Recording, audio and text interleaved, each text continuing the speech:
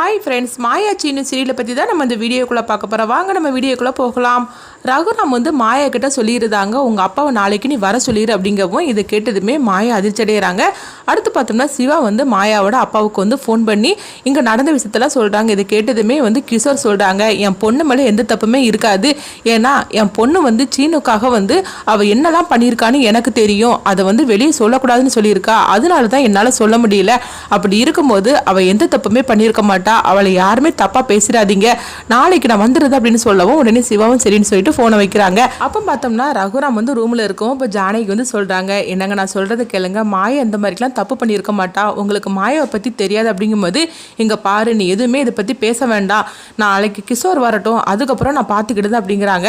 அடுத்த நாள் ஆனதுமே கிஷோரை தான் காட்டுறாங்க. அவங்க வீட்டுக்கு வரும். உடனே ரகுராம் வாங்க அப்படின்னு சொல்லி கூப்பிடும் போது அடுத்தது கிஷோர் கேட்குறாங்க, எதுக்காக திடீர்னு வர சொன்னீங்க, என்ன விஷயம்னு சொல்லி கேட்கவும் உடனே ரகுராம் கோவத்தோட மாயாவை பார்த்து பேச ஆரம்பிச்சிருந்தாங்க. மாயா என்னெல்லாம் பண்ணி வச்சிருக்கா தெரியுமா, சீனுவோட இந்த மாதிரிக்கு ஒரு நிலைமைக்கு அவ காரணமா இருக்கிறா அப்படிங்கவும் இதை கேட்டதுமே கிஷோர் சொல்றாங்க, அப்படி அது எப்படி நீங்க சொல்றீங்க மாயாவை பார்த்து, மாயா எப்படிப்பட்டவன்னு இத்தனை நாள் உங்களுக்கு புரிஞ்சுக்கிட முடியாத என்ன, அப்படி பண்ணப்பட்ட ஆளா அவ அப்படின்னு சொல்லவும் உடனே பத்மா கோவத்தோட கண்ணா அப்படின்னு பேச ஆரம்பிச்சிருந்தாங்க.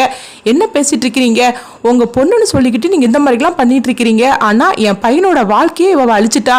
என் பையனுக்கு எந்த கெட்ட பழக்கமும் இன்னைக்கு வரைக்கும் கிடையாது. ஆனா அந்த மாயை என்னெல்லாம் பண்ணி வச்சிருக்கிறா, அவ இப்படிலாம் கொடுத்து என் பையனை இந்த மாதிரி ஒரு நிலைமையில வச்சிருக்கிறா. இதுக்கு மேலேயே அந்த வீட்டுல இருக்கக்கூடாது அப்படின்னு சொல்லவும் இது கேட்டதுமே கிஷோர் கோவத்தோட இருக்கும்போது உடனே ரகுராம் சொல்றாங்க, ஆமா பத்மா சொன்னதுல எந்த வித தப்பும் கிடையாது. மாயா இன்னும் இந்த வீட்டுல இருக்கக்கூடாது, அவளை உங்களோட நீங்க அழைச்சிட்டு போயிருங்க, அதுக்காக தான் உங்களை அங்க வர சொன்ன அப்படிங்கவும் இது கேட்டதுமே கிஷோர் சொல்றாங்க, என்ன நினைச்சிட்டு இருக்கிறீங்க என் பொண்ணை பார்த்துட்டு, என் பொண்ணு சீனுக்காக என்னெல்லாம் பண்ணியிருக்கா தெரியுமா அப்படின்னு.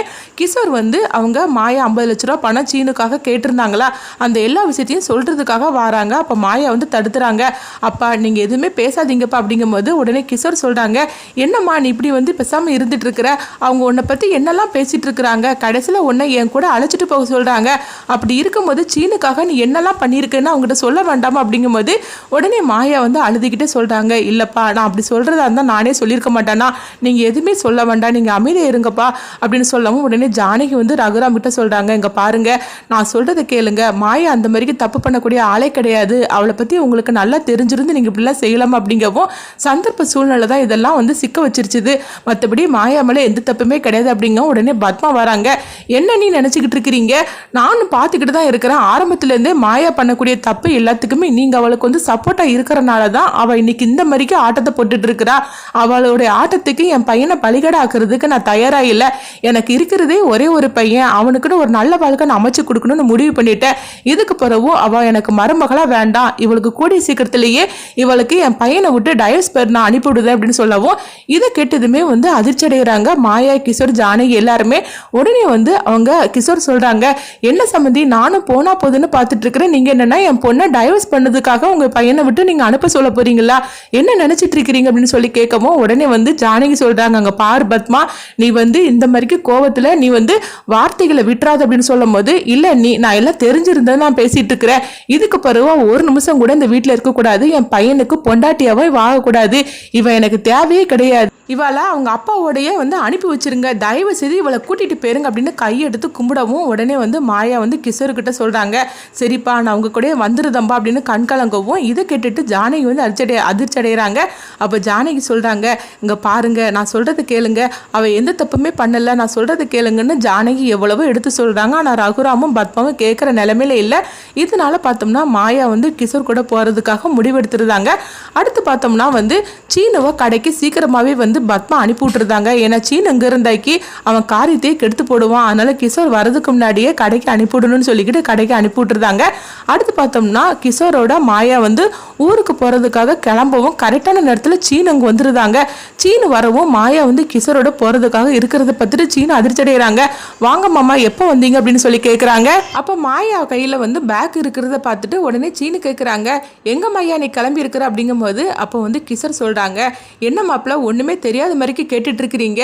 மாயாவை தான் என் கூட உங்கள் அம்மா வந்து போக சொல்லிட்டாங்களா? அது மட்டும் இல்லாமல் மாயாவையும் உங்களையும் வந்து பிரிக்க போகிறாங்களா? அதனால டைவர்ஸ் பண்ணுறதுக்குள்ள எல்லா இதுவுமே வந்து அவங்க ஏற்பாடு பண்ண போகிறாங்களா அப்படின்னு சொல்லவும் இது கேட்டதுமே சீனு அதிர்ச்சியோடு இருக்கிறாங்க. என்னங்க நடந்துட்டு இருக்குது எனக்கு தெரியாமல் அப்படின்னு சொல்லி கேட்கும்போது உடனே பத்மா சொல்கிறாங்க, ஆமாம் சீனு, நீ தினசரி இந்த மாதிரிக்கு நீ வரதுக்கு இவா தானே இதுக்கெல்லாம் காரணம். அதனால தான் இதுக்கு மேலேயும் வந்து வீட்டில் இருக்கக்கூடாது. நீ நேற்றுக்கு எந்த மாதிரிக்கு ஒரு நிலைமையில இருந்த தெரியுமா? அதுக்கு முழு காரணமும் இவா தானே. அதனால தான் இவளா அப்பாவோடய போக சொல்கிறதுக்காக உங்கள் மாமா நேற்றுக்கு ஃபோன் பண்ணி இவரை வர சொன்னார். இவரும் வந்திருக்கிறாரு. இதுக்கு மேலே இவ அந்த வீட்டில் இருக்கக்கூடாது. இவ அவங்க அப்பா கூடயே போகட்டும். ஒன்று மேலே இவளுக்கு உனக்கு எந்த சம்மந்தமும் கிடையாது அப்படின்னு சொல்லவும் இது கேட்டதுமே சீனு வந்து அவ்வளோதான் ஆடி போய் நின்றுட்டு இருக்கிறாங்க. என்ன தைரியம் இருந்தால் எனக்கு தெரியாமல் நீங்கள் இவ்வளோ விஷயத்தையும் பண்ணியிருப்பீங்க. நான் இந்த மாதிரிக்கு நிலைமைக்கு வந்ததுக்கு காரணம் வந்து மாயா ஒன்றும் கிடையாது அப்படிங்கிறாங்க. மாயா உண்மையிலே சொல்ல போனாக்கி என்னை ஒவ்வொரு நாளும் வந்து அவள் அந்த வீட்டுக்கு உங்களுக்கு தெரியாமல் என்னை காப்பாற்றி அவள் அழைச்சிட்டு வந்திருக்கிறா. இது முழு காரணமும் இந்த தப்பு பண்ணினது நான் மட்டும்தான். எனக்காக மாயா என்னெல்லாம் பண்ணியிருக்கா தெரியுமா? அவள் எனக்காக வந்து ஒரு இக்கட்டான ஒரு சூழ்நிலையில் எனக்கு 50 லட்ச ரூபா பணம் தேவைப்பட்டது. அந்த பணத்தை கூட அவள் அப்பா மூலியமாக அவன் எனக்கு ஏற்பாடு பண்ணி கொடுத்தா. ஆனால் நான் தான் வந்து வேண்டான்னு சொல்லி அவட்ட திருப்பி கொடுத்தேன். அந்த 50 லட்ச ரூபா பணத்தை எப்படியாவது புரட்டி நான் அந்த கடனை அடைக்கணும்னு சொல்லி தான் நான் வந்து எவ்வளோ முயற்சி பண்ணிட்டு இருந்தேன். ஆனால் எங்கேயுமே எனக்கு கிடைக்கல. அதனால தான் நான் இந்த மாதிரிக்கு ஒரு முடிவால் வந்தேன். ஆனால் எனக்காக மாயா எந்த அளவுக்கு கஷ்டப்பட்டு இருக்கிறா இது எதுவுமே தெரியாமல் நீங்கள் பாட்டுக்கு இப்படிலாம் பண்ணியிருக்கீங்களா அப்படின்னு சொல்லிட்டு சீனு வந்து ஓரளவுக்கு எல்லா உண்மையும் சொல்லவும் இதை கேட்டதுமே ரகுராமும் பத்மா குடும்பத்தோட அவ்வளோருமே அதிர்ச்சி அடைகிறாங்க. அப்போ ஜானகி சொல்கிறாங்க, பார்த்தீங்களாங்க நான் சொன்னோம்ல மாயா எந்த தப்புமே பண்ணியிருக்க மாட்டானே, இப்போ மாதிரி நீங்கள் நம்புறீங்களா அப்படின்னு சொல்லி கேட்கும்போது உடனே சீனு சொல்கிறாங்க, எனக்கு தெரியாமல் எப்போ நீங்கள் இந்த மாதிரிக்கு ஒரு முடிவு எடுத்தீங்களோ இதுக்கு பிறகு நான் இந்த வீட்டில் இருக்க மாட்டேன். நான் மாயாவோட நானும் வீட்டை விட்டே போகிறேன் அப்படின்னு சொல்லவும் இது கேட்டதுமே எல்லாருமே அதிர்ச்சி அடைகிறாங்க. என்ன சின்ன நீ சொல்கிற, ஏற்கனவே தானா வீட்டை விட்டு போயிட்டா, அதுவே இந்த குடும்பத்தாரால் தாங்க முடியல, இப்போ நீ இந்த மாதிரிக்கு முடிவெடுத்துறாது அப்படின்னு சிவாவும் மணியும் ஜானகியும் சொல்லவும் உடனே வந்து சீனு சொல்கிறாங்க, என் வாழ்க்கையை பற்றி முடிவெடுக்கிறதுக்கு உங்கள் யாருக்குமே எந்த உரிமையும் கிடையாது. அப்படி இருக்கும்போது மாமாவை நீங்கள் வர சொல்லியிருக்கிறீங்க. நான் இல்லாத நேரத்தில் என் பொண்டாட்டியை மாமா கூட அனுப்பி விடுறதுக்காக எல்லாரும் சேர்ந்து முடிவு எடுத்திருக்கிறீங்க. இதில் சம்மந்தப்பட்ட எனக்கு எதுவுமே தெரியாமல் இருந்துட்டு இருக்குது. அப்படி இருக்கும்போது என் வாழ்க்கையை நீங்கள் எப்படி தீர்மானிக்க முடியும்? இன்னும் இந்த வீட்டில் நான் இருக்க மாட்டேன், வா மாயா நம்ம வீட்டை விட்டே போகலாம் அப்படின்னு சொல்லவும் இது கேட்டதுமே ரகுராம் அதிர்ச்சியோடு இருக்கிறாங்க. மாயா சீனுவுக்காக என்னெல்லாம் பண்ணியிருக்கிறா, ஆனால் அது எல்லாமே தெரியாமல் நம்ம எவ்வளோ பெரிய தப்பு பண்ண துணிஞ்சிட்டோம் அப்படின்னு ரகுராம் வந்து அதிர்ச்சி அடையவும் அடுத்து பார்த்தோம்னா சீனு வந்து அவங்க மாயாட்ட சொல்கிறாங்க, வா நம்ம வீட்டை விட்டே போகலாம் அப்படிங்கிறாங்க. அடுத்து என்ன நடக்க போகுதுன்னு சொல்லி பார்க்கலாம்.